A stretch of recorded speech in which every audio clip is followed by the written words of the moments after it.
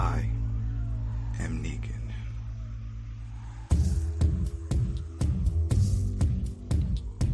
I am Negan.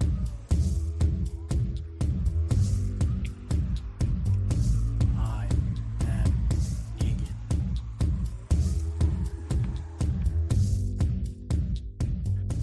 What's up, people? Welcome back to I Am Negan, a TWD Universe podcast. One of the longest ones running, if not the longest one, because we're still doing this. That's right, people. My name is Adam Vale, senior editor over at the Koalition.com, and I'm joined by editor-in-chief of the Koalition, Richard Bailey Jr. What's up, Adam? What's up, listeners and viewers? And Throwdown Show's Carlos Romero. Yo, what's going on? What's going on is that this is it, man. We're here. This is like the midpoint for season 2, Dead City, Feisty Friendly. I don't know why I have issues with that. It just doesn't roll off the tongue. It really doesn't. But I get it. It also comes up in the episode. So this is it. It's episode 4 for The Walking Dead, Dead City, season 2. I should have just said that all in one. There you go. Not editing that out. I just realized I did all that backwards. So it's technically the second half of the halfway point because this is only 6 episodes, right? Yeah, it's only 6. Wait, I'm pretty sure it's only 6 episodes. Rich, I can't think it is. Yeah, right? I think it's 6. Yeah. Okay, because I remember I could have swore we brought that up before, and you're like, no, I think there's 8. But I could be wrong. You take a look real quick, and I'll keep bringing this up just to be sure. But either way, we're definitely at some halfway point, and it's been an interesting season.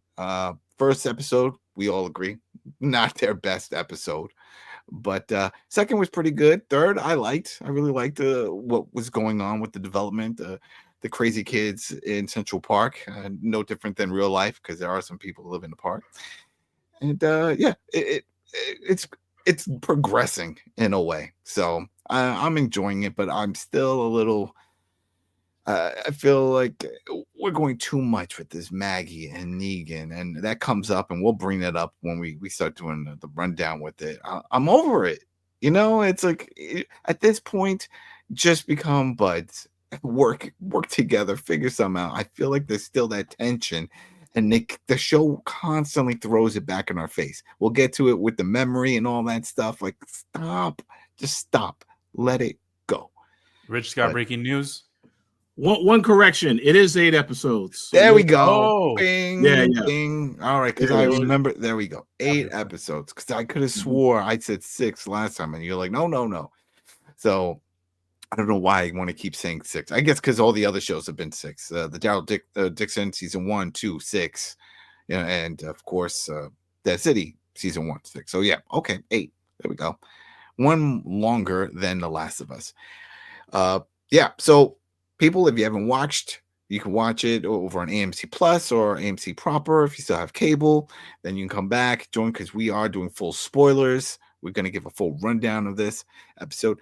And man, I was telling somebody the other day, they were talking, I was like, well, when does Dead City? Because they weren't sure that I came back. And I said, yeah, no, it's back. It's on Sundays and, 9:00 Eastern time. And he's like, oh, the same time as The Last of Us. And Dave, like, bad timing, really bad timing.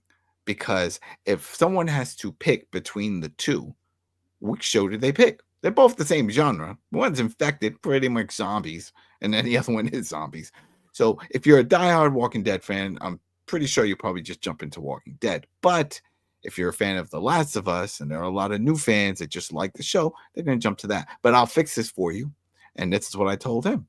I was like, here's the thing. Watch The Walking Dead first. And this is why. If you have cable, then you can watch it there. If you have AMC Plus, not everybody has that, but if they have cable, they can watch it there.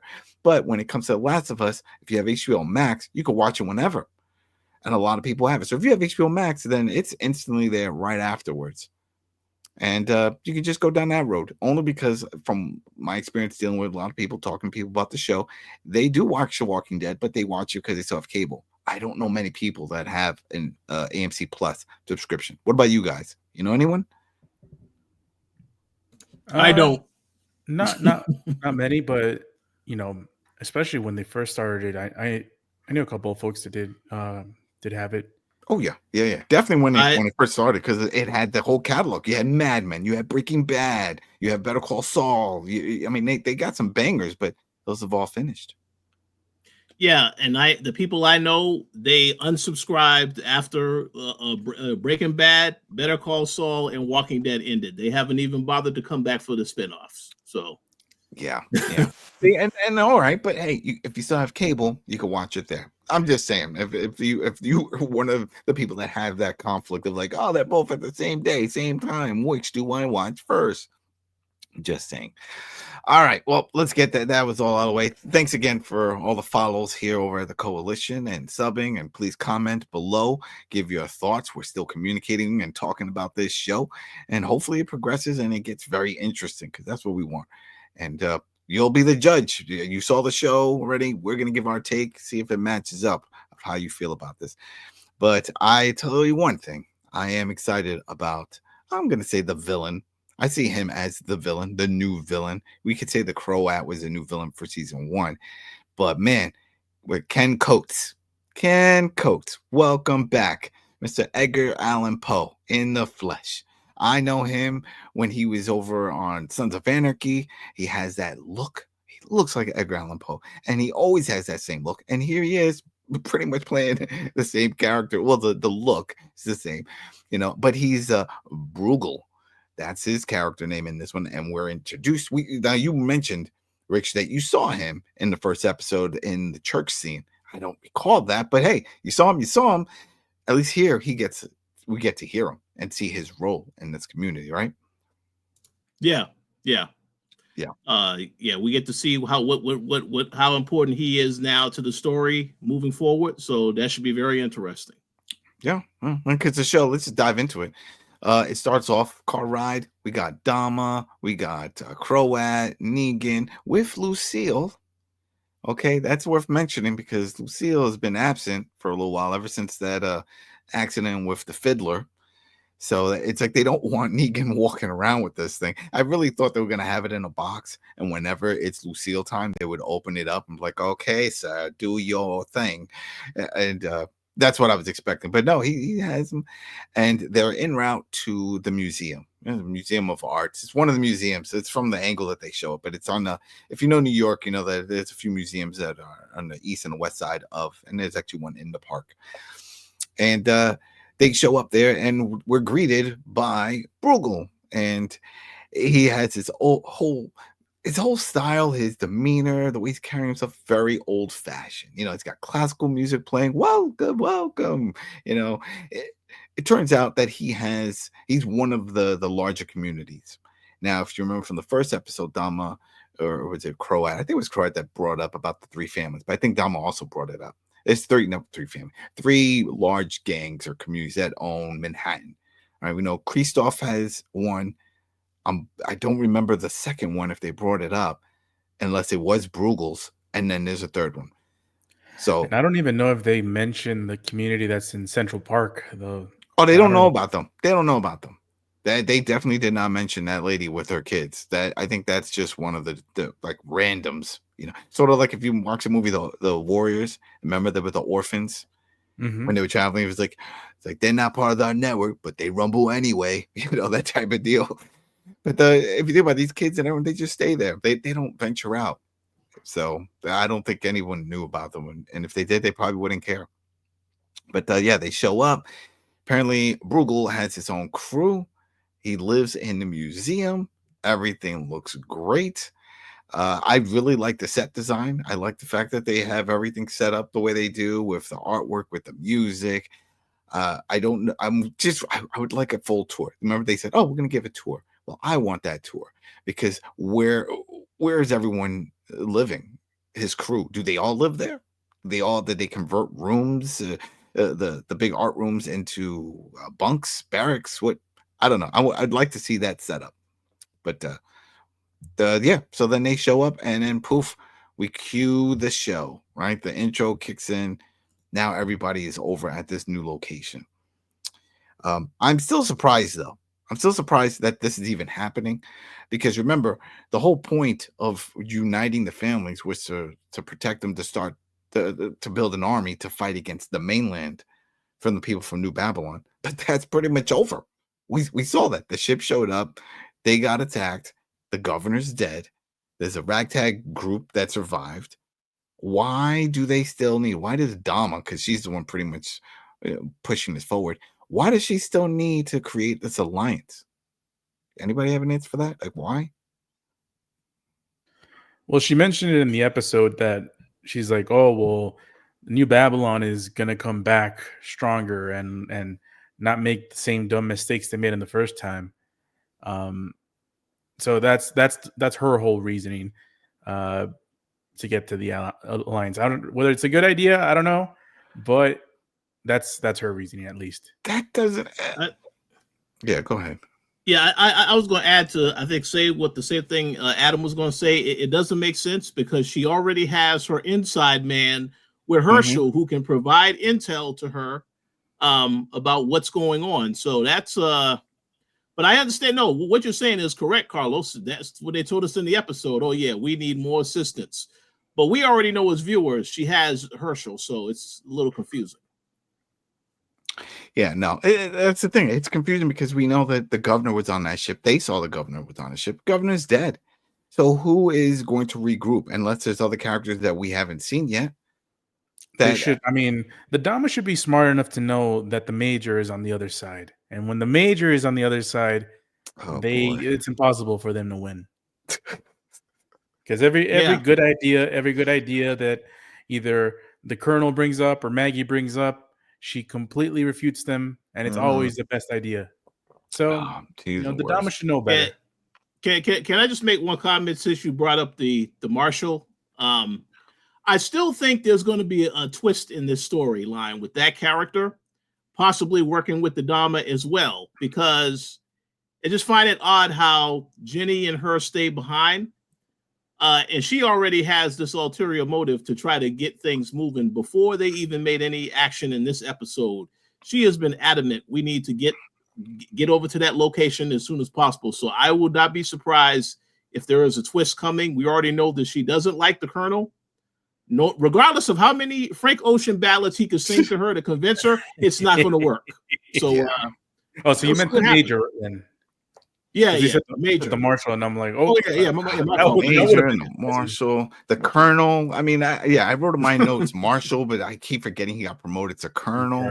Yeah, it's like, oh man, but yeah, the Major. Jeez, that's a good theory by Rich because it didn't make sense why she was so complacent to stay there. She doesn't seem like the type of character that would just want to stay there and chill, like. So there and the way she talked to Jenny and stuff that was kind of Jenny and talking to Jenny that was cryptic. I don't trust what's gonna happen. I think she's trying to control her. I mean, there's a few things that make no sense.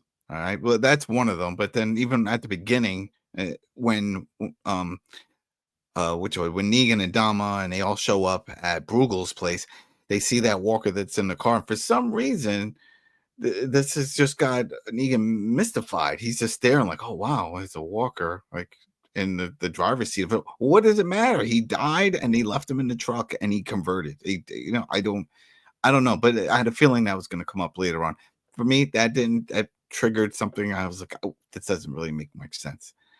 But yeah, we know that at least we'll get to it. But I think the Major, she just feels that she can groom Jenny because she knows that Jenny has it out for Negan and all that. And in fact, right now we'll just get into that part where Negan was Maggie was talking to the Marshal, the Colonel, same thing, talking about everything and about Negan and knowing that Negan's there. And it's like, well, I don't know what I'm going to do. I don't know why he's here. But then she explains the trade because that's what it was, right? It was like, hey. I gave Negan to the Croat so that way I can get Herschel back. Okay, well, where do you go from here with that? So I don't know, but it's all right. But the next scene we go back indoors. This is where we get more with Bruegel. Ken Coates. He's interesting character. I love this character. I love the set design. He's very much playing into the role. I want to know more about him. because we get more insight because Pierce is also with them, the historian that they carried in the trunk. So they brought him along so that way he can document everything. But he spends more time just reliving the past. He brings up stuff. But point is, there's still all this fine art that's still on the walls. And that's one of the things that Bruegel wants to do. Oh, let me give you a tour. And talking to Dama. And Dama's like, oh, yeah, this is great. Give me the tour. And I don't know. It just seems off because it's like, all right, do you have this alliance or you're trying to build an alliance? But why is it happening now? Meaning, like, when they never talked before? Like, you never wanted to come down and see this guy because clearly they come from the same world, the art world, right? As we find out more with Dama. So I don't know, but I do like the character. It would have been better, or I should say, it would be cool if we find out that Bruegel is someone who just went nuts and that he's playing a character, that this is not really who he is. Especially when he had mentioned about his bodyguard Tony, and I was waiting for something to happen, like maybe he breaks character and he's a different type of person. But I don't know. What did you think of Bruegel?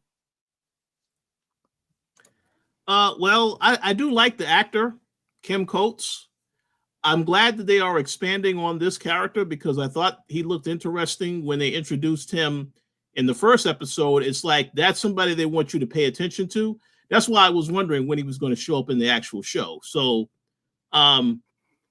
I don't really know if I would, like you made the comment at the beginning, you think that this is the new big bad villain. I don't know about that because I was thinking this is a character that is going to get taken out before the season is over. Whoa. Yeah. Oh yes. Oh yes. And I will expand on that later when we get into later on in the episode. But I am curious to see what happens with him.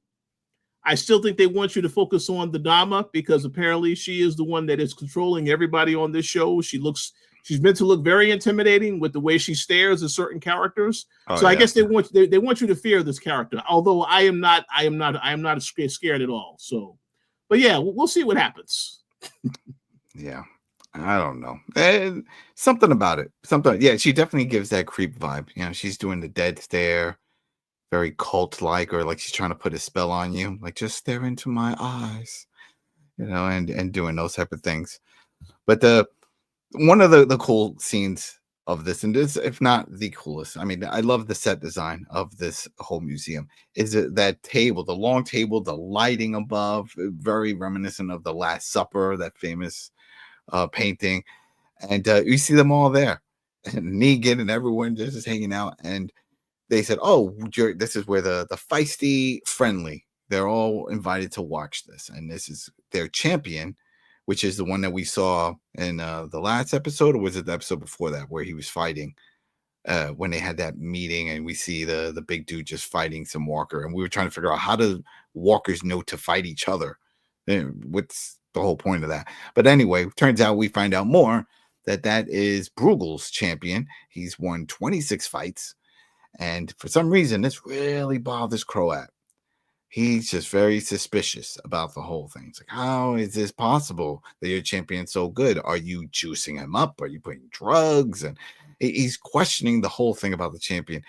And I'm like, you're asking the wrong questions, Croat. The question is, how are you making this walker fight another walker? Because usually they don't. We've seen that. That's the whole gimmick when it comes to Walking Dead proper, of them putting the walker guts, that once they smell bad like a walker, the walkers ignore them.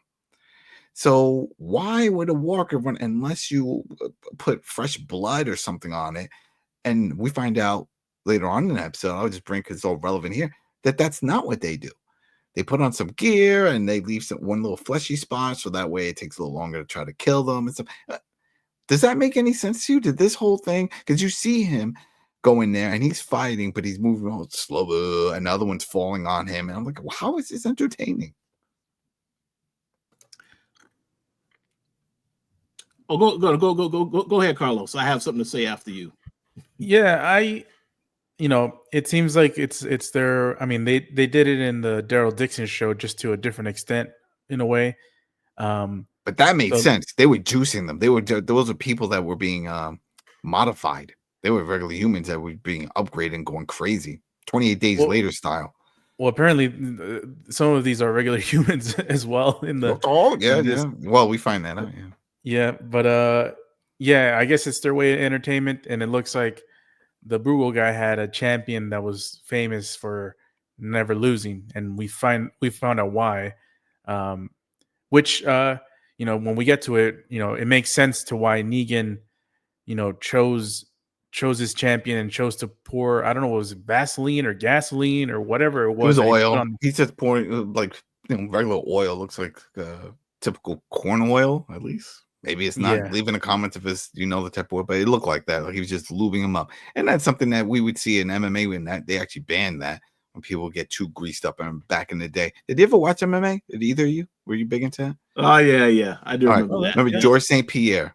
And I always remember it was one match, and the other guy's corner was like telling the ref, "No, he's greased," and there was like this big oil slick on his back, and clearly because that way, if you get down and try to go into the guard or try to go for a triangle, the legs will slip, and so they had to wipe it off. But yeah, anyway. Yeah, that's what he was pouring. He was pouring all that on his. But we're jumping ahead on that one. But yeah, that's definitely where he gets it. But what were we up to? Did you guys say something else? I think. Rich was gonna say something after Mike. Yeah, no, I was gonna say I was gonna agree with Carlos. Yeah, that's their form of entertainment. I guess because this is an apocalypse. They can't go to the movie theater. They can't watch nothing on TV. So I guess this is their form of entertainment. That's the only thing I could think of. But I do agree with what Adam said. I like the setting of them watching the fight. That seemed like that'll be a very cool place to watch something like that happen, or any type of fight. Yeah. I mean, the meal isn't great. They're having rat, so BBQ rat. Oh, and we got Pierce there, and it's like, oh, who was it? It was Dama. It was like, no, she's waiting for the dessert, or something like that. I was like, oh, that does not look good. But yeah, what are they eating? This is it. This is what they're eating at this point. I would think you probably get vegetables or try to grow a garden and keep it that type. But no, hey, we eat the rat meat. We eat what's available. But before we keep going with them, because it does some cuts, we see that Maggie, Herschel, and Marshall Colonel are en route, right? They head on off to. Now, this is the part I don't know. How do they know where to go? Because we see that they're going to the museum. How do they know that? Well, the people in Central Park, the kids, the stranded people, they had intel. Because they were monitoring the opposition because they knew that they were surrounded, and they're like, "Oh, they're not surrounded anymore. You guys can leave." And it's like, "Oh, I forgot how it was established, but they said that they were in this." So that must have been in that one scene, because there's only one scene where we see the kid queen, the lady, the school teacher, old Mother Hubbard, it's there, and she's in that scene with the marshal, and he says, "We'll be leaving soon." So it must have been in that scene that was part of why I missed it. That lady is very adamant, as soon as they mentioned, say, yeah, now this is the time you all need to get out of here. And then they said, oh, no, I need a day to do some recon, and then we'll be out. We'll be on our way. So maybe that's it. Yeah. It's just one of those, I don't know. I know that they had to go out. I just don't know how they knew that they were going to a museum. Because remember, the whole point was to get to the base of operations, which is where I thought they were going. But no, anyway, they go to their en route there, and then that's where we get some interesting conversation back and forth. Marshall Colonel over here talking to Maggie about life, talking about things that he misses. He talks about missing breakfast sandwiches in New York. That's not what we call it. Bagel, egg, and cheese on a bagel, or everything bagel, but whatever. He doesn't say that. And I was like, well, that's weird. Why not say that? It's not like it's copyrights or anything. But no, it doesn't matter, because Maggie just breaks all that, saying she misses Kit Kats. And then they start singing a jingle to the Kit Kat. Give me a break and all that. Well, give me a break. I mean, don't tell me this wasn't a product placement right there when you go into full. She could have just said she misses tasty chocolate candy bars or wafers. Once you name drop a product, then you either have to get approval or you get paid. And I'm sure they got both. So more power to them. But it's funny because while that's happening, because he talks about pulling the fire alarm to go wander off into the park, him and his brother, and then Herschel's like, "What's a fire alarm?" And they start talking about stuff, and he doesn't know any of this. Everything that he knows about life is just from the harsh realities of warfare and walkers. He doesn't know anything else. That's the only thing ingrained in his head. So, well, here's the interesting thing about that whole conversation. Herschel was making meta commentary on the previous society, saying, "Oh, your previous society seems more messed up." And I'm like, "Look, kid, I get it. There's a lot of messed up stuff going that went on before you were born. Yes, I agree. But just look at your situation. You hate your mom. I don't get that. I still don't get why. That doesn't fit. It doesn't fit. If anything, it should fit for Judith. If we want to go down with kids in this universe that hate their parents because both their parents, her parents, are left. And here's the thing, and this is for the viewers and listeners of this show that hear this every week, they know that I'm not the biggest fan of Herschel, the character. The actor, I mean, he's fine. I don't have no issues with him. I just hate the way they write for him because they're mentioning he's having a little dialogue about how the previous society was all messed up. He's like, that seems like that stuff was more messed up than what we're doing right now. But aren't you the kid that wants to rebuild a society with the Dama? Like, I think he only knows what she told him, and she showed him the billboards and all that stuff, and who knows what else. But it's just that's all he knows, and I don't think Maggie ever talked about life before everything happened. Because what does she have? I don't think she has. Life started after Negan killed Glenn. Apparently, that's it. That's all she knows. And then that's it. I mean, we'll get to it again, which is eye rolling because I'm just tired of it already. But yeah, so yeah, they get into. But he had like what we just mentioned. I mean, Herschel does bring up a good point. The fact that he doesn't know anything. Yeah, there's a contradiction because of all the other stuff. But it does make sense that it makes sense that he doesn't know anything. But what doesn't make sense and I did not like was the line.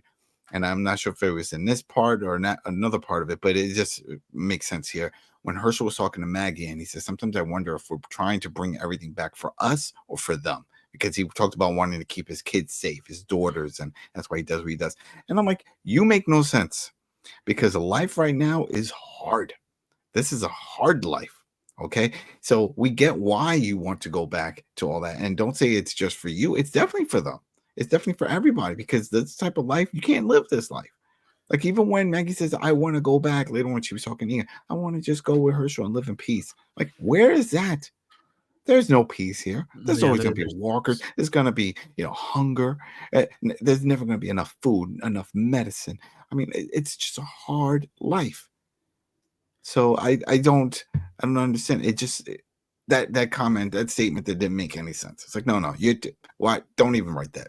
You're doing this for everything, the greater good, right? I think they're doing it the wrong way. This whole thing, obviously, their mission was a bust, trying to say, hey, we're just going to go and attack and take all the methane, and then we're going to take Manhattan. Yeah. No.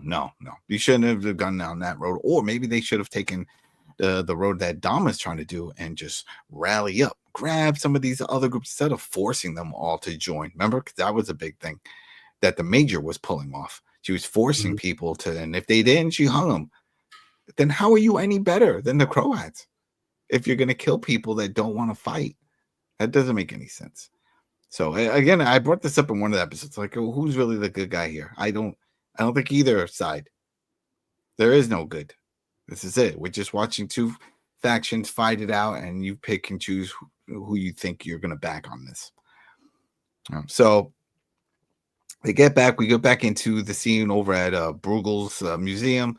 This is where Pierce starts talking about life and how he now, again, awkward moment to bring this up, but he's looking around everything, the art. He's like, oh, wait, now I know where Dom is from. You're that critic. Yeah. What? I was expecting him to have more insight on Bruegel. That would make more sense. It was like, hey, I recognize him. He was this everything that he said about being a critic and the biting and all that stuff. Well, she brings in the biting, but he knew about it. Would have been perfect backstory for Bruegel. I hope he has a cool backstory like that, because to give it to Dama in this moment, in this setting, felt like an afterthought. Like, you know what? Let's go ahead. I just will make a comment. I think Carlos is going to make a comment after. I agree 1,000% because Bruegel did say in a later conversation he used to be a man of power. A lot of people feared him. They didn't like him, and I would have liked him to expand upon that. So that was a missed opportunity, 100%. Yeah. Yeah, I was just going to agree with Adam. It was the weirdest timing to bring that up. It was like, oh yeah, you're the crazy lady that bit the writer. Yeah, she went to go review a play or something, and the writer was there. And even though it was a good play, I guess she had something negative to say about it, and she bit the guy. Like, the dude has got to understand. She's the one that's holding all the cards here. Don't bring stuff like that up, even if you know. Like, you sound like one of those people that is just happy to know things. Yeah, so yeah. It was a weird moment to bring that up, and then even more when she then sees that Negan's listening, but she then wants to take another jab about life that's impacting him, and so she says, "Oh, can you show me that picture with the bridge? Remember the High Line bridge? Oh yeah, look at that. And wasn't it a young boy who gave you that picture? Oh, Herschel." Well, so what? What? Why do that? What are you trying to get under Negan's skin for? What? He just heard this crazy backstory that has no relevance to anything right now. It's like, who is he going to tell? Oh, she's a critic. She's a play critic. No, they already know that she's part of the theater world. She lives in the theater, so I don't know. I didn't see that. Which it reminds me of the villain from what's it called? The Daryl Dixon show. She was from the Louvre, remember? Oh yeah. These art people, man, they're the worst. Yeah. I agree, and I actually went to an art school, so yeah, I can confirm. Yeah, they are bad. Yeah, absolutely, 100%. Yeah. So I'm just going to add one thing real quick. Yeah, no, I agree with everything you said about the characters, and obviously she made that line. I feel like with this character, it's really about playing mind games with Negan, because he does use this information later to give Maggie some information about Herschel. So I kind of feel like she knows what she is doing, playing this long game. That's why she came up with, she said that to him. But we'll have to see where things go from here. Yeah. Yeah, and then where we go from here is actually outside, because it's in the building across, which I don't know which building across, unless it's on the eastern side, because definitely you can't go toward the park. But anyway, they have a good view. They don't really show the front, but point is, we see Marshall and Maggie and Herschel. They're on the rooftop. They're looking down, and they see some more goons, Croat goons, and cars. They're like, well, they don't know what's going on, but there's definitely something happening inside the museum. And then this is where they had the conversation of the marshal talking about wanting to protect his daughters and all that stuff and life and whether it's for them or not and that whole thing. But then it cuts away and we see the our favorite Major over there, with the flat top there, the Ghostbuster flat top. And she's hanging out with Jenny, of all people. Like they should not be hanging out. So they're hanging out, they're talking. We get some backstory from the Major. No surprise who recruited her. Governor Bird, who's dead. She was only in like a handful of episodes, didn't really do much, but found her in a bad situation and promoted her up and talked about, oh, you have to have peace and justice, for society and the whole big thing. And she asked Jenny, why are you here? She was like, well, the man who killed my father, he's here and I want to get him. And so she hands Jenny a gun. Jenny does take the gun, puts this away. So if you don't remember, we find out that Negan killed Jenny's dad.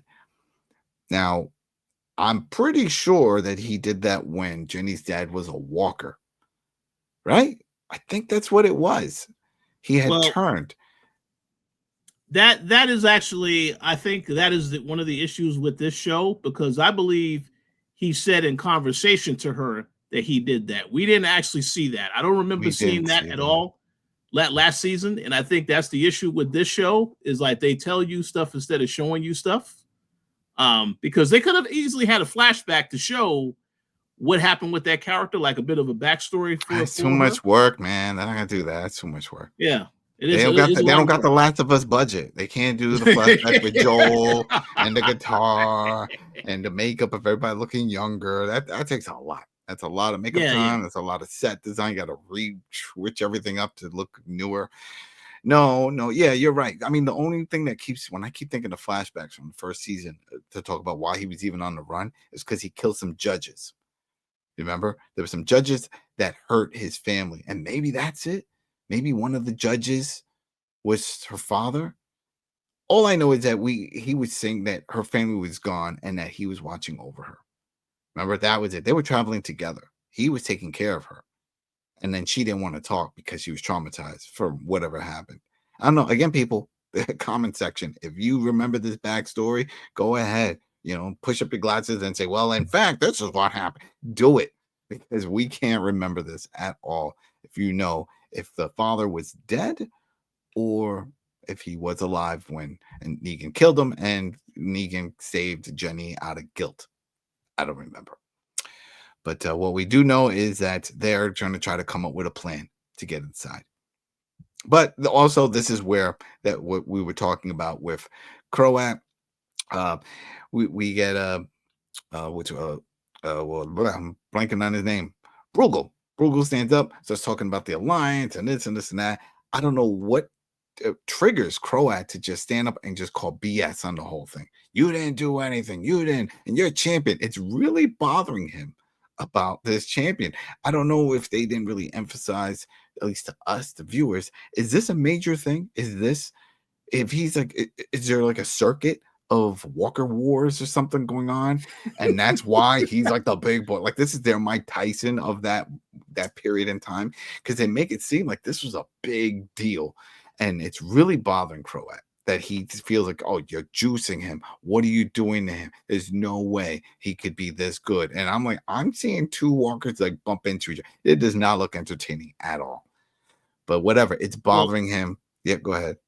I know I can answer that question. It's a very important detail that was mentioned in this episode. I think it is important to pay attention to that and remember that. We got to understand when they showed up at Bruegel's place, the Dama did tell Negan that obviously the Croat is a very emotional person. It's important for you to keep him in line and focused on the task at hand.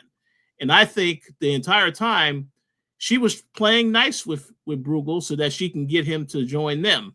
And then when he made that suggestion about all the stuff he wanted to do, like he said, well, I want to start my own thing here. He didn't like that idea. So he's saying, no, you don't have nothing. We are the ones that have everything. We did all the work to get the oil, we did all the work to get to where we are now. So you are the one that need to come to us. And again, that's important because this guy does have an ego. He definitely doesn't like attention being taken away from him. And it is important because we already know that when he sees Negan is doing something he shouldn't be doing, he tells the Dama. So by the end of this episode, when you see the Dama allows Negan to sit with her in the back seat, he obviously is jealous about this stuff. Yeah. So what's going to happen later is as time goes on, he's going to find ways to expose Negan so that he can remain in good graces with the Dama. That's what I saw. That's why I think it was important to see him flip out with this whole thing with Bruegel, because that's something to monitor moving forward. Yeah, I just want more context with the rage of this. Maybe, let's say, if Croat was big into gambling, maybe he had his own champion that lost, and that's why he's fuming and still thinks that this guy was cheating. Just more to it, because it just didn't seem special. I don't know. It just seemed too much on it, but maybe there was like, that we're just using this as a trigger to get to where they're trying to go, which is the next scene where Bruegel seems like he's insulted or he's offended. And he said, you know what? I think it's time for you guys to get your coats. That's when Negan steps in. It's like, all right, I see you're upset, the whole thing, but let's make this interesting. Let's do a challenge. All right, you're champion versus a walker of my choosing.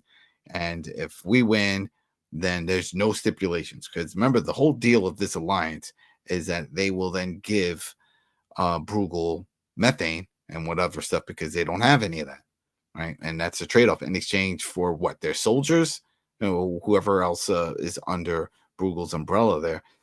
And he's all for it. This guy Bruegel talked about, and we again, now that I think about it, what you just said about Dama and planting that seed, keep him in line. This show is constantly throwing little hints to answers to questions, because even with Tony, right?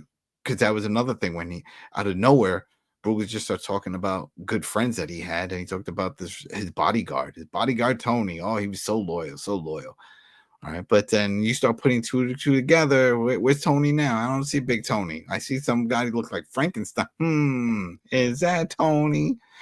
But we see that there's something going on. But then when that whole thing happens, Negan, I thought, was going to jump in there. I mean, he's got Lucille, right? Do it. It's like, I'll take on your champion. I'll take this big guy. But no, he goes outside to go get the walker that he saw in the truck. Why that walker? Maybe because that's the only walker available, right? There were no randoms walking around.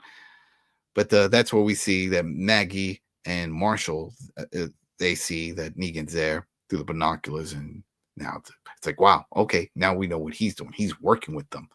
So I don't know. It was a weird setup. It doesn't flow. This whole little thing didn't flow right. I would have rathered if Negan just, I'll take on your challenger, your champion, but he doesn't do it. Then it cuts to a quick scene where Maggie is talking to Herschel about life, about things before. And it's like, do you remember this one time? And he's like, yeah, I went to go get firewood, and I came back too fast, and I heard you crying. You were so sad, and I got this firefly. He's like, I'm sorry. And she's like, I was thinking about, this. And again, yeah, we know what you're thinking about. And she's talking about her birthday and missing something, but then she wants to pause. It's again with Glenn. We got to let this go already. Have to let it go. We can't just keep dwelling on this. I mean, go ahead, people out there in comments. Are you still upset by this? Does it still bother you when you see Negan on screen? Like, hey, go, Glenn. I can't believe we're still watching. I doubt it, because if so, then you're not watching this show. Because it's like, why do I want to see this guy if you're that upset? And we know there were plenty of people that were upset because the ratings showed it. Millions of people just tuned off once he died. So I don't know. What did you guys think of that storytelling, and that the fact that they just keep bringing this up about Glenn? Well, here's the thing. I do agree with the overall sentiment. That's one of the biggest issues with this series, is just that tension is just, it's overdone now. But I will say this: their interaction in when they actually met in this episode, I felt like it was really good. There wasn't that backhanded, compliments, or I'm still, or that Maggie, I'm still gonna kill you at the end of all of this. Like, none of that happened in this scene.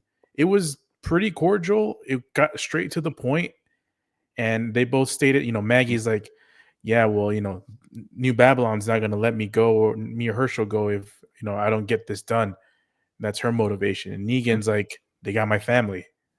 Yeah, I mean, we'll get to that, but yeah, no, I agree. I agree that there is none of that, and that's why I feel like this scene wasn't needed. Stop bringing this up, because already she's over it, and there's no reason for Herschel to be dwelling on this, because he wasn't even alive when it happened.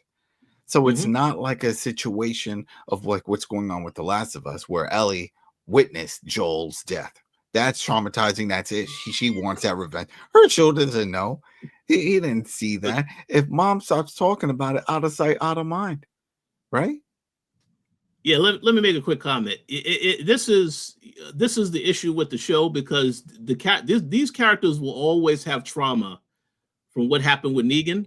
So I understand why she keeps bringing it up. My complaint, however, is it feels like they're taking their time to tell this story about the fact that Herschel is really a double agent working for the Dama, and Maggie is taking time trying to really think through, well, is he is he or isn't he? Because like Carlos said, I love Maggie's interaction with Negan, but for her to all of a sudden not believe him when he say, yeah, your son is working with the Dama, that brought me back to the frustration of what I had with her not forgiving Negan.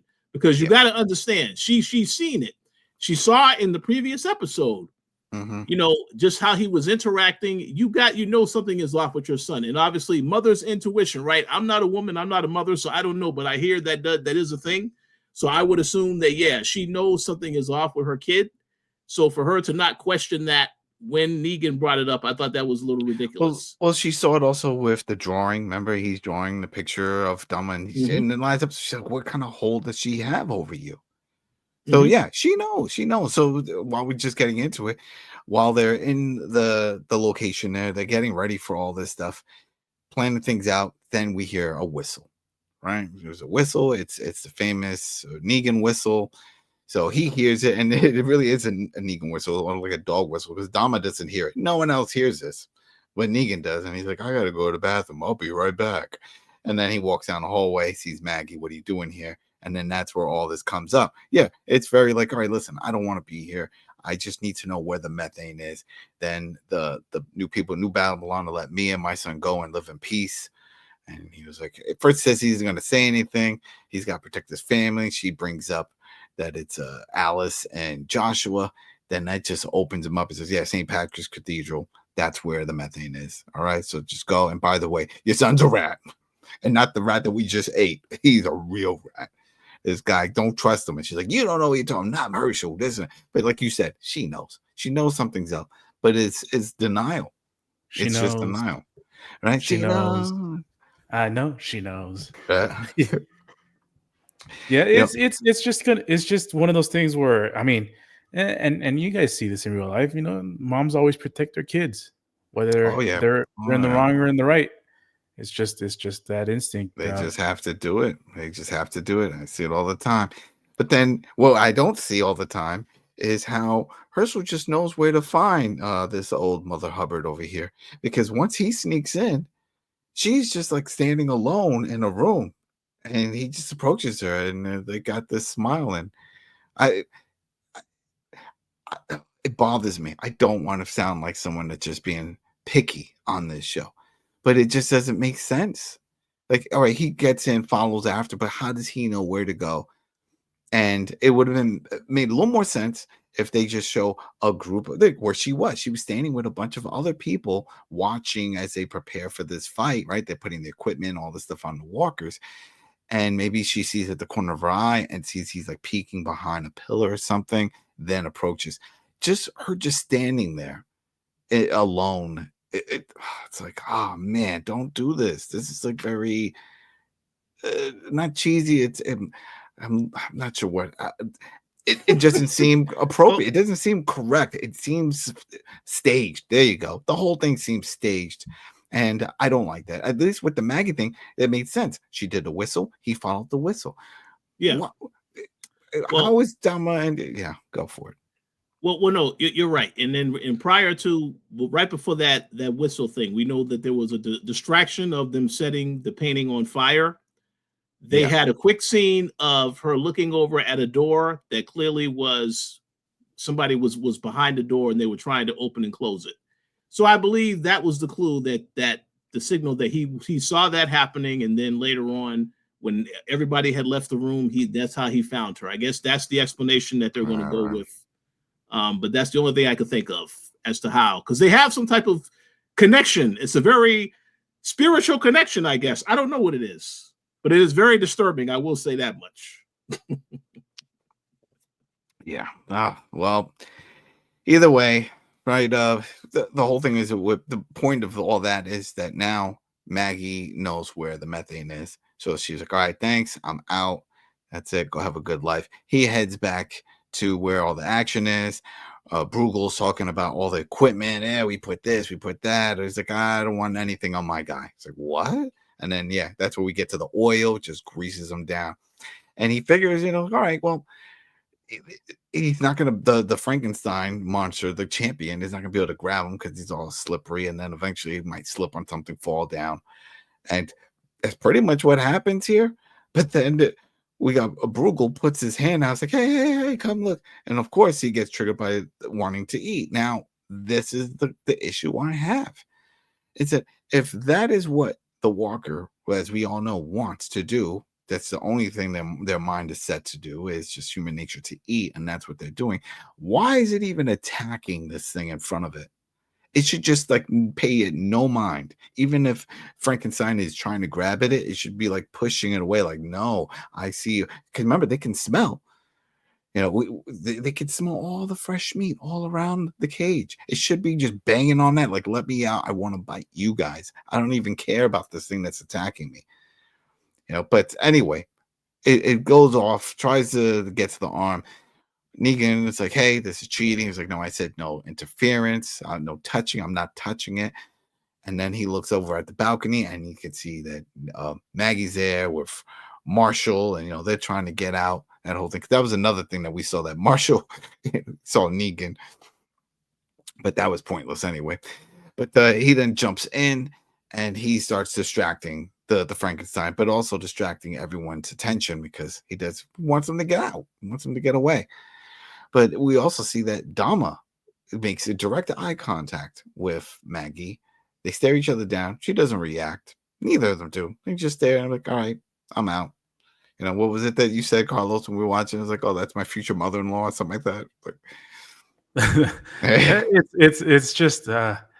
it's just they better explain how the hell the Dama has got a hold on this kid, because it's borderline. Yeah, she got him. She gave him some of the gave him a Kit Kat. Kit Kat, little cougar sauce. She's hooking him up. She's giving him a taste of life, as they say. And I think that's what's going on here. She turned him into a man, and this guy, that'll be bad. Hey, you take what you can get, and I think she wanted to figure out some way. Because what other reason is there? Food? No, doesn't seem like that. Promises about other things. I mean, she talked about she has pencils for days. We saw that, right? But really, you're gonna rat out your mom over some pencils? I don't know. Again, people, comments. We got a bunch of comments. Go ahead. Just drop it down there. What do you think she's using to lure young Herschel away from his mother? But so they escape. They get out. We got Maggie hanging out with Herschel. They're like, what's going on? With Marshall. Herschel shows up. She hugs him. Where were you? Oh, I was over there. Everything is fine. Yeah, well, this and that. She's worried. We go back inside. Right now that Negan knows that they're out, he grabs onto him, like the Frankenstein grabs onto him, but then he looks and he sees, oh, wait a minute, this is a man. This isn't a walker. So then he pushes him down, or was it he pushes him? I think he pushes him. It was just very awkward because the guy is still walking all like walker like, but then he falls onto the other walker, and since his mouth grid has those spikes, it just jabs in. He kills him. He kills Negan's walker. Dama's upset. Croat's furious. Everyone's like, well, I don't believe this. And Negan walks over, whispers something in Bruegel's ear, and then Bruegel doesn't even really react. Just walks forward and says, hey, this was great, but you know what? It was all in fun. We're going to still join the alliance. No strings attached. Same original deal. Everything is fine. Thanks for coming. Grab your gift baskets at the door. Have a good time. We're out. So, yeah. Anybody want to say something about that? Because in that what you just said, my good friend, that is why I do not look at Kim Coates as the big bad for this show, because Negan was able to expose him. Unlike the Dama. The Dama has a hold on Negan because she's dangling his family right in front of him. So he can't really do nothing about that situation yet, but other than listen to and try to do what she says. But with this guy, I feel like if it comes down to a showdown, come on now, he's going to take him out with like it's nothing. So I can't look at him as the big bad. But again, we'll see what happens in the storyline. We do know that he does not get along whatsoever with the Croat. So I would be very curious to see how their interactions will be moving forward, because I kind of feel like he can give him a hard time, but we'll see what happens. Yeah. I mean, there's a few things I still want to know, because clearly Maggie has to know something's up with Herschel. The fact that he went wandering off in this mansion for what? To stay back or stay with Marshall. Marshall didn't even say anything. Like you said, they started that fire, right? The distraction. Just a coincidence that it was the one painting. I'm pretty sure there was other paintings there, but it's the one that Bruegel really loves the most because he started talking about it, and that's the one that gets burned. So whatever. But she has to know. She has to know something's going on, and he must have some new plans. Maybe that's why he came. Because I thought the way he was staring at her was that he was going to say, "I'm staying." Right? Then you get that vibe, like the way he didn't really react when she was like, "Oh, Herschel." He's just staring at her. And it's like, oh well, yeah, this is where I want to live now. So the bright lights of New York City, like this is where you get into the soap opera drama aspect of the show, because it's the dynamic between the son and the mom. And we all, like I said, we already know that what his true intentions are. And Maggie has a feeling as well, but they're going to let this play out over the episodes. And then, of course, there's going to be one scene coming up soon, I would assume, where everything is revealed. It's going to be very dramatic and over the top, but this is where they're going. But yes, she has to know something. She's not, she has to know. Yeah. I thought Herschel was going to show up when he went up the little stairs there, and he's like, "Start spreading the news. Right. I'm leaving today." I know. Or I thought that when she was looking for him, remember, like, where's Herschel? That she was going to see him in the window, and with Dama, like, with standing behind him with the hand on the shoulder, like, he's mine. That type of deal. Like, thanks for bringing him home. But that, you know what? I'm glad you mentioned that, because that's when I thought was going to happen. When they had that stare down, that's when I thought he was going to show up right next to her. That would have made a lot more sense, I think. Because her plan for using him as a spy is over. It's already happened. That was it. She did the smoke signal. It worked. They destroyed the mainlanders' ship attack. That's it. It's over. So yeah, if she wants to fulfill her end of the bargain and to give him a life full of pencils back in the big city, then he should stay with her. But he goes back. So she must have gave him some different orders. What, to just set up everyone, to whoever's left, so she can kill all of them. That's maybe it. That's all I can think of.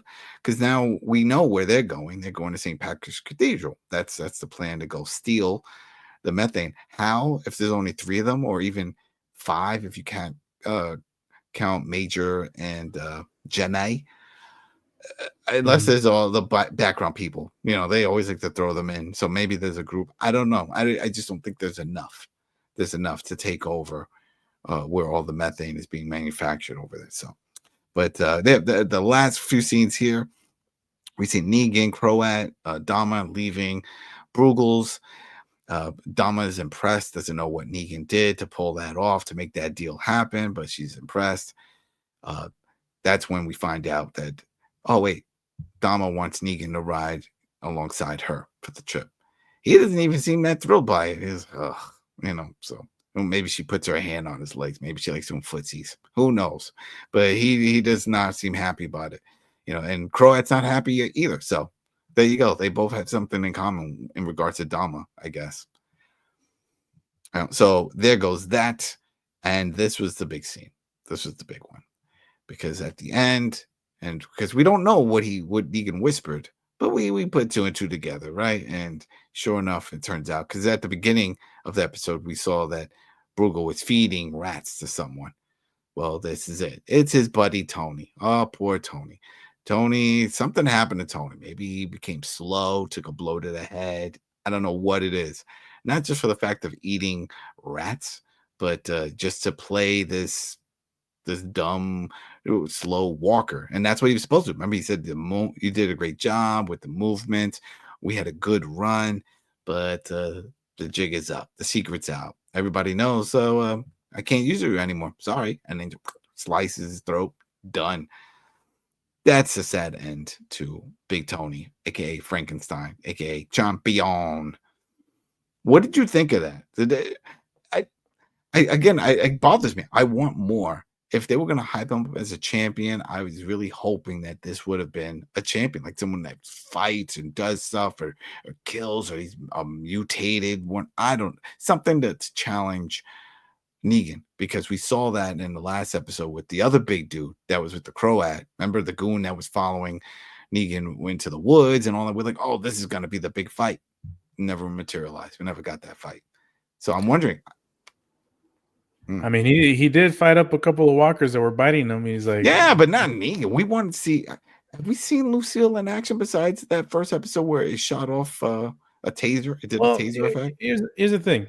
I don't know if I feel comfortable with you calling her Lucille when we know Lucille was buried in a ditch in Georgia somewhere.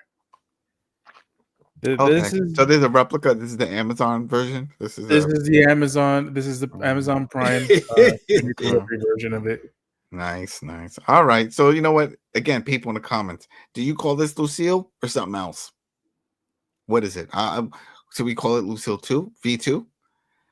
Yeah, maybe. Or Lucille Light or Lucille Light or Lucy Lou. Lucy Lou. She might get offended. This is a modified version. Some people may say a better version. It also works as the taser, right? There you go. It'd be cool if you press the button and like a big spike came out also, like a spear, and you could like use it as a javelin and just throw it.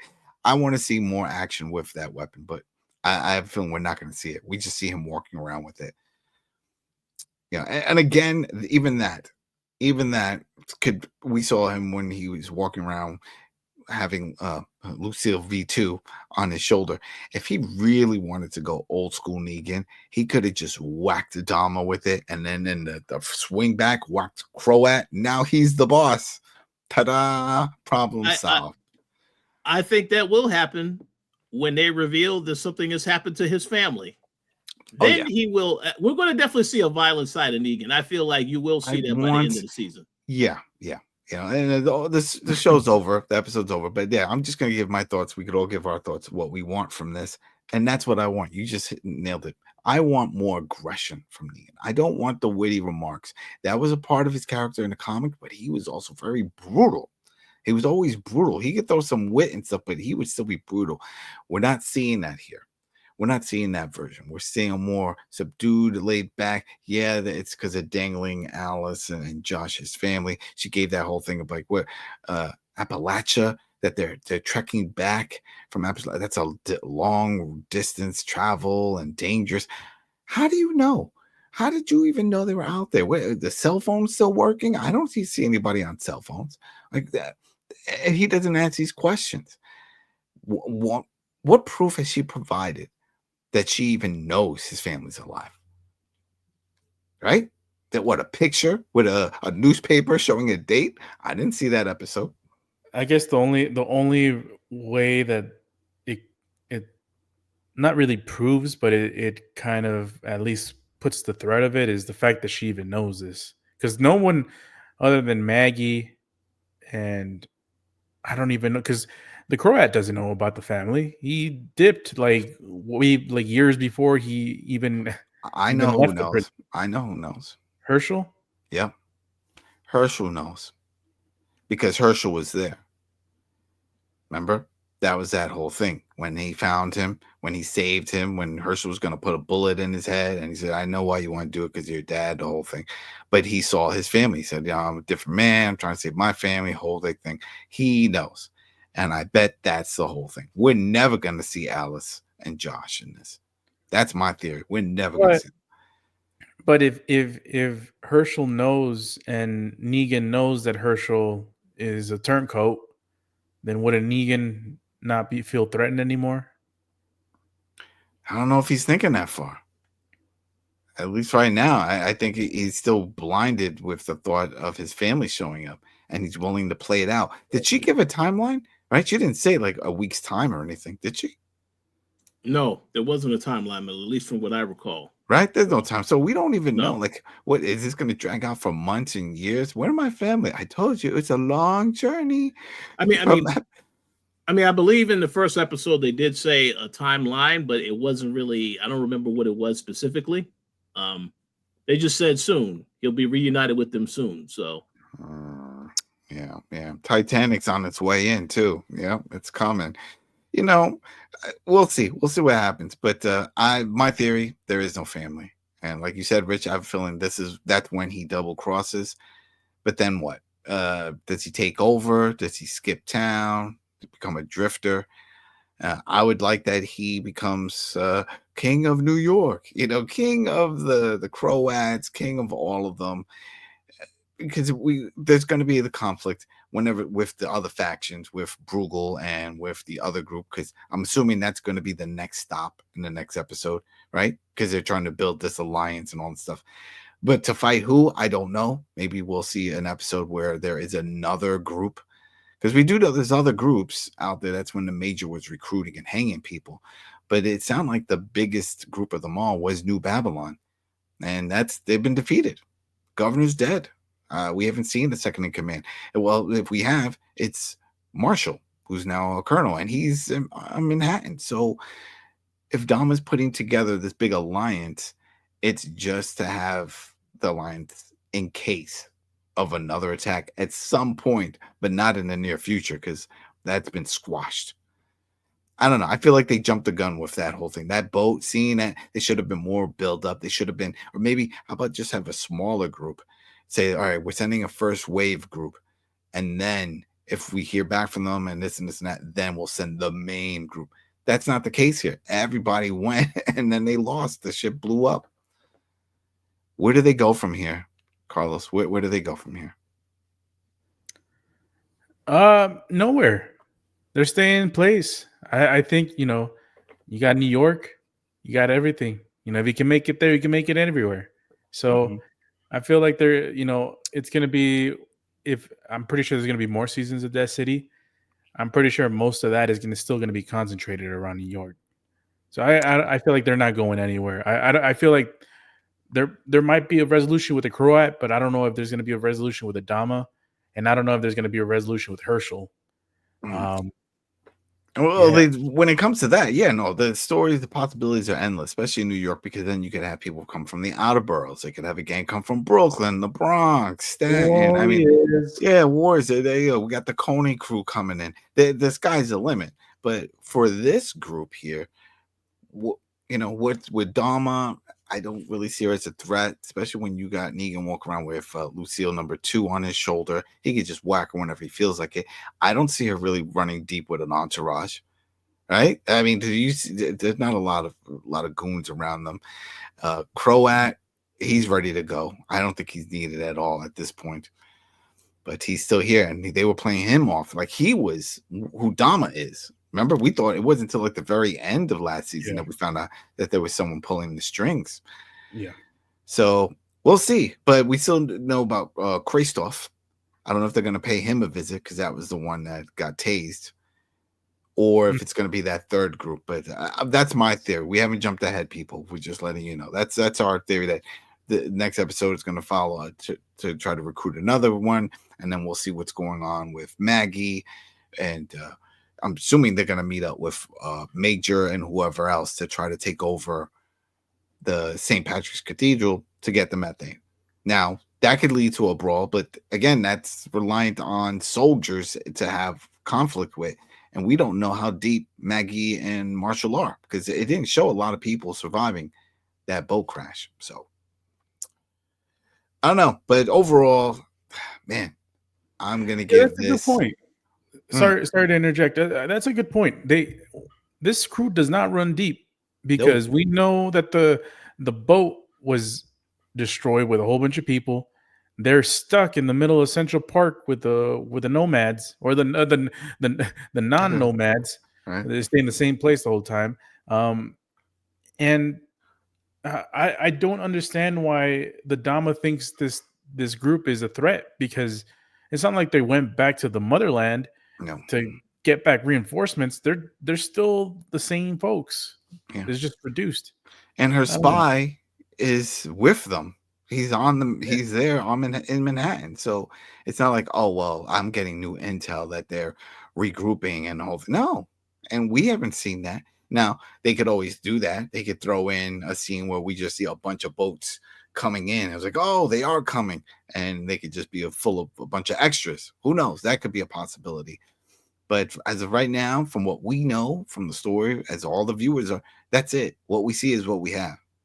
You know, if Dama takes out Marshall and Major, there goes that whole leadership group for a New Babylon.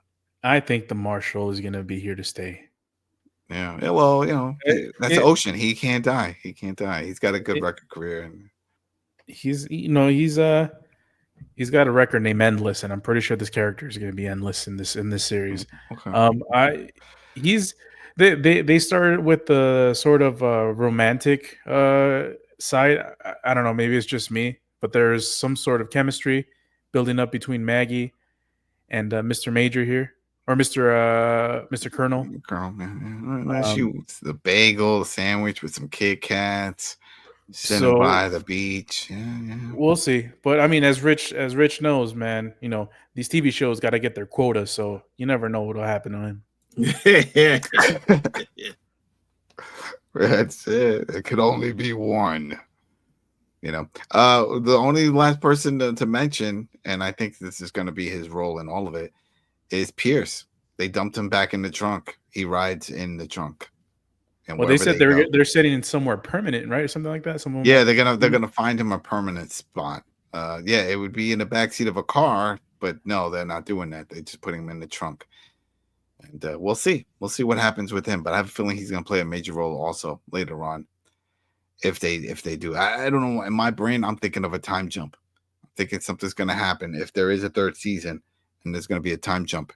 And Herschel, I don't think Herschel's going to die in this, but we'll get an older version, maybe in his mid-20s version of Herschel, and Maggie will be gone. That's just me spitballing, people. I'm not trying to say I saw anything. I know something. I'm just saying, if you want to progress this story, it's got to jump forward, because you can't have this whole vendetta with this kid and the mom. And I get it, she wants to get out. Well, she can't get out. She's a main character. We know that happy ending is not possible. It's only going to be a sad ending, and they didn't really give any sad endings with Walking Dead proper. We saw how that played out. So I think we'll get a sad ending here. And I don't see Negan leaving Jeffrey Dean Morgan, even though he does have another show. You saw that? He's got a game show now. Oh, does he? I didn't see that. Yeah, he's the host of some new game show. I saw some commercial for it. I'm like, oh, boy. Well, good for him.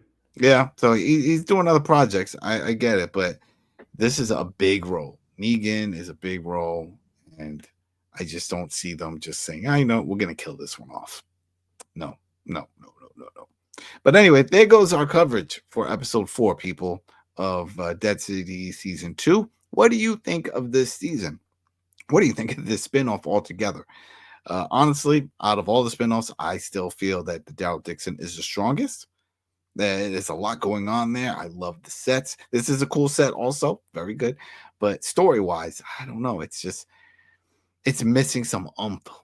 You know, I'm just not feeling the whole thing with Herschel and stuff. And maybe it's just Herschel. But like you said, I'm just not a fan of it. But yeah, so I'm going to give this a 3.5. Maybe more, 3.75. Almost 4. I do like the set design. I do like Bruegel's character. I hope he plays a major role in it. But man, the Herschel thing, the Dama, that's just not doing it for me. Yeah, and especially with Major. Got a weird case. Why is she around? Yeah, right. So, what about you guys? What's your rating before we head out? 3.5. I'm with you. Well, I'm not with you anymore. Yeah, I was with you, but then you changed your score to 3.75. 3.5 for me. It was to me, it was probably the second best episode of the season. There's a lot that I did like. Yeah, I agree with you. The overarching narrative with Herschel and the Dama still looms large over this entire series, which I don't think they can, live up to. But we'll see. Yeah. I mean, they're pushing it like that. Like you said, that is the main plot now. At first, they made it seem like it's the invasion, right? It's New Babylon. This is the war. And you're thinking, oh, all right, well, there's going to be a slow buildup and then eventually all out chaos, right? 4. But that already happened, like episode 2. It's done. So then what do we have to look forward to? All right, go ahead, Rich. Yeah, I'm also going with Carlos 3.5. I think it's a pretty decent episode, entertaining. Makes me curious to see what happens in the next episode. So we'll see where they go from here. Yeah. Hopefully, I just want more Negan. Yeah, it's the namesake of the show. This is it. This is how we feel. But still, he's the main character of this show. Maggie's there, and I guess I know why she's there, but I don't see it for the story. Think about it. If let's say they took Maggie out and they just said it was some ragtag group from New Babylon thing, we'd be perfectly fine.